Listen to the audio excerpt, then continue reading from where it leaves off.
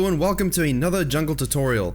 After our series of videos on the Scuttlecram changes looking at roots and pathing and clear efficiency, I thought it would be important to look at something a little bit different that can aid in your ganking and map movements, and that would be the top 6 or 7 different ways you can essentially make yourself invisible. What I mean by that is, when you are doing the pathing tricks or you're moving around the map for ganks and flanks and things like that, you want your position to be hidden from the enemy jungle and enemy team so they don't collapse on you in precarious situations, they don't prepare for you and trap you when you do think you're getting an open gank and things like that. Using a combination of all these tricks within your game, you can actually gain small advantages that can add up over time and definitely tilt the enemy junglers and enemy laners because they'll never know quite where you are, and that impacts the way they gank, counter jungle, and counter gank you. Some tips you will already have seen in some of my videos, but I haven't really focused on them as a talking point. I've mentioned them with text layovers or simply in passing. So on that note, we'll look at a little bit of a trick that I used in the First Blood video, and that's using the bush in the river to gain advantages in terms of how the enemy paths when you know they're coming towards you.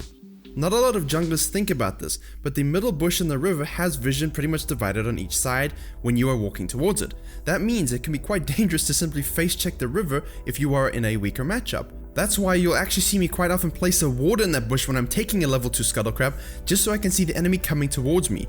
It's quite risky to take that if you're weaker, if you have no idea from which side they're coming. And because I've done my prototypical red, Raptors, topside scuttle, and then into blue buff as I do with Ornn and Evelynn, anything with AoE on the camp clears, I have just finished doing the scuttle, and I will look at it from my point of view first, and then we'll look at it from Evelynn's point of view.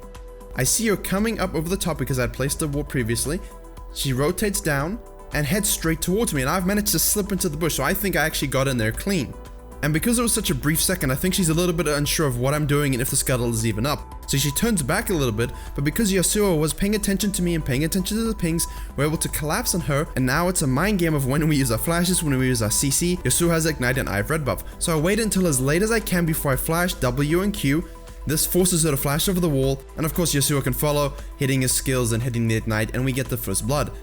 And now you can see the vision from Evelynn's perspective. She comes up through mid, and now she thinks, well, I've done blue buff, I've done the bottom scuttle, I might as well take the top lane scuttle as well, just to protect against any invades on my red. However, as she comes, you can see I just show, and now you'll see on the screen now, you need to move in that small little slipstream of shadow if you want to be away from the vision of the enemy. I am Ornn, so I'm quite big, and thus I walk a little bit over and I misjudge it. However, in the example of the First Blood video, I didn't, and I was able to take advantage of that by killing the enemy jungler. So using this trick can be very advantageous when you are battling in the river level 2 or 3, especially if you have the upper hand. Now the next vision trick is actually incredibly important, and the idea here is moving between the towers of your own side of the map and avoiding detection by the minions that are pushing onto your tower. This is especially important if your mid laner is going back or if they're just under severe pressure from an enemy mid laner. Naturally, the vision line that the enemy gets from the minions will be pushed further up your lane depending on how many minions and where they are around the tower.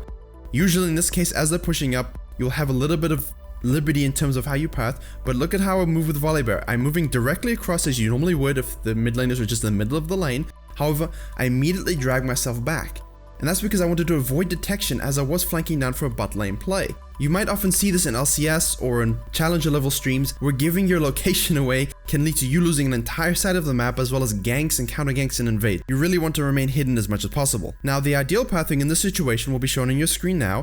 This is if you want to be safe for the entirety of your cross the mid lane. A lot of people would just go straight across. Don't do that. What you want to do is hug the walls as tight as you can, walk in front of your tower, and hug the wall as you leave. Okay, so let's look at this situation from the perspective of the enemy team when I'm the Volibear. I'm moving up, I'm going straight across because I don't think there's an issue. At the last second, I see the Minion Wave pushing and I immediately duck down. And guess what? They don't see me at all. Detection avoided, I'm able to rotate down, and if I did want to come down for a counter gank or any sort of action, it would have been a surprise for the enemy team. Now let's look at one that you would have used quite a bit if you'd watched the ultimate ganking guide as well as some of my other videos, but I just want to put a huge point on this one. I won't stay on it too long, but when you are counter jungling, please pay attention to Minion Waves. You saw in my recent Evelynn gameplay breakdown that the Rammus counter jungling my krugs gave us a free Infernal Dragon.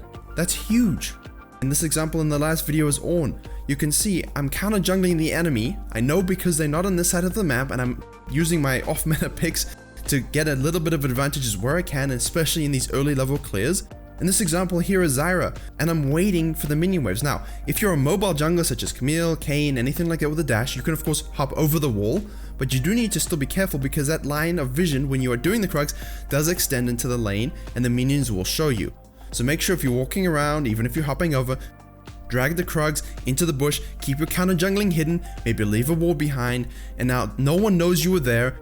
You've stolen crucial XP, you've got an in and out, and that's a huge thing.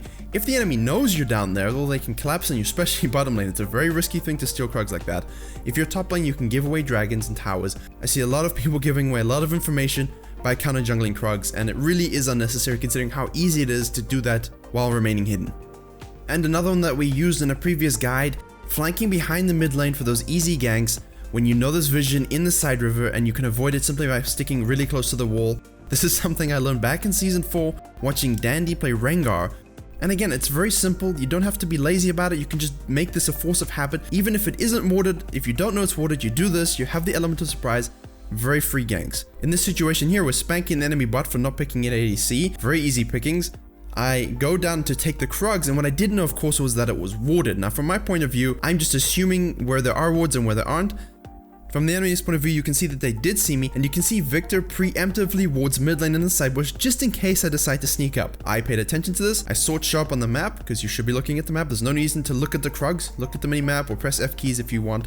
And as I move up through the river, I simply go around, and even if the gank doesn't pay off, pushes him out of the lane into the top side, and don't over chase.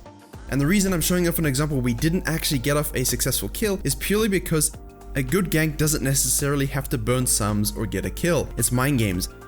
They saw me leave their jungle after taking krugs, and he warded river, he thinks he's safe. But now he knows that I know how to path around vision, and that'll make him play a little bit more conservatively and release the pressure on my own mid laner. Also, I see this a lot, people come for these ganks and then they just chase into the enemy river. If he's so decisive into retreating into his own river, don't follow. It's obvious that he has assistance or wards, and again, you're pushing into darkness just like the first example. Don't do that, take the win, you can always loop back around in a little bit. Now, while we're discussing vision pathing and paying attention to minion waves as well as little pieces of information you can glean from the enemy to eke out those advantages, I find it's common for the enemy jungler to give away information on his location ever so briefly, and that can ruin what would have been an otherwise good play. An example of this was in the last video I just released. Everyone noticed I pointed out the Gragas briefly showing up top lane. I had predicted him to be there, but we didn't know for certain, and he gave away and confirmed our suspicions, which led to him losing his entire bottom side of the map and basically sealed the terrible early game that he had because of his bad pathing. Now another example of that is, in this game versus Camille, I see my Fiddlestick support moving to clear pink ward over a fire dragon. Now this is usually a very hotly contested Drake, people are obsessed with it, and I decided I was going to roam down just to add any possible support that would be needed. I knew the Lulu and Ezreal were returning from going back, so they would have an item advantage, at least have spent their gold a bit more. And guess what? At the last second, out pops Camille showing in vision. Now you'll say, well, there's no minions. Well, there isn't, but she didn't even think about the vision of the tower. This brief show completely prepares me to react accordingly. I ult, I hit the bowling pins, all three of them in a row, we're able to burn her ult and kill her. All because she showed up. Now, she probably was gonna die anyway. This carelessness gives us the advantage where she thought she had it. She lost the only thing she had over us, and that was the element of surprise. Imagine if Fiddlesticks wasn't there and it was a 3v2. Again, we still would have won that fight just because I was able to react quicker knowing that she was just about to show up and ult.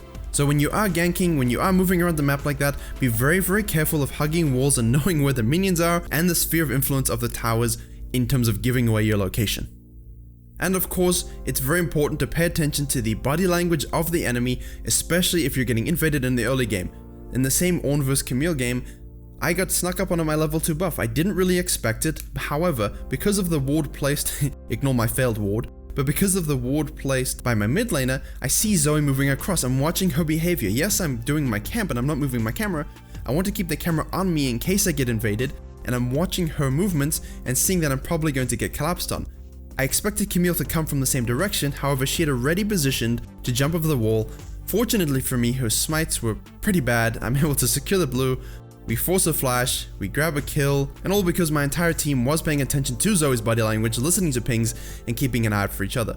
Yes, I know this doesn't always happen, and I've released games where your laners don't care. So please don't leave comments about how laners don't care. I know most of them don't. Most of the time you die there, but if you secure at least the blue buff, you should be able to get out alive. And as a final light tip, I hope you all pay attention to counter jungling when the enemy jungler shows up on the other side of the map and using that darkness that you have to your advantage for perhaps early game tower dives, mid game tower dives, whenever you want to tower dive in fact. Just pay attention of course to the minion waves for your team, their team, and keep track of the summoner spells and spells of the enemy. In this case with Riven, I know she's got her Q up. As soon as she uses the first one, she's gonna be trapped. I move in, we secure the kill, I save my E to get out, and we secure that first blood. So, by implementing all of these little pathing tricks to scuttles, to krugs, to general counter jungling, to tower dive, to reacting to little shows by the enemy jungler, all of this can really lead you to be the most proactive jungler in the game. And of course, you know the saying, better jungler wins. It's a little bit of a meme at this point, but it is true most of the time. If you can do these things that the enemy jungler isn't, well, guess what? You will always have the advantage in engages and collapses to simply securing scuttle crabs that the enemy thought they could get because they didn't know where you were. All of these things play into your advantage. The ultimate strength of a jungler is your ability to influence lanes, suppress the enemy jungler, and to do so with the enemy consistently wondering where you actually are. And on that note, thank you very much for watching the recent videos. It's been great to see all the support on these new jungle changes. I know we're still all learning together, but I hope this video as well as the previous few on these changes has really helped transition you into this new type of meta we have and enabled you to carry some of your games. Thank you all for watching. Please share, like, comment if you enjoyed and learned something. Please do subscribe for more jungle tutorials and other videos coming soon. And as always, I will see you all in the next tutorial.